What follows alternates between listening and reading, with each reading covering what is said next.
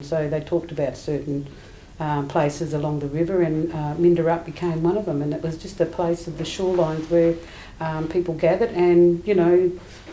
they fished there, and and several fish traps were happening around these areas, and so they would catch fish during the day, and they'd even catch fish at night by the torchlights of the Zonia branches, where they'd break it off, and those torches would actually help them to fish at night, and also they had fires. And so around this area, that was a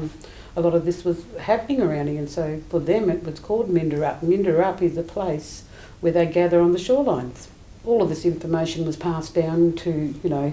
to my mum, and I mean at that present, well, she was the youngest in the family, but this kind of information was passed down to our family for a long time. And so they knew about the name of the places, and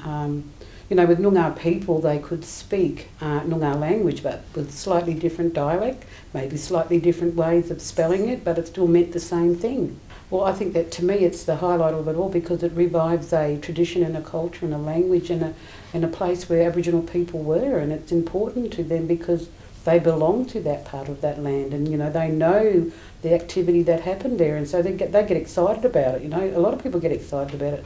and different races, because you have people will ask questions from just about anywhere in the world. And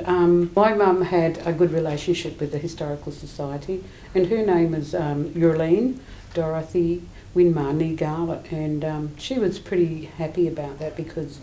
what she was could share with them is that Aboriginal people had a lifestyle before colonisation, so she was pretty happy about doing all of that.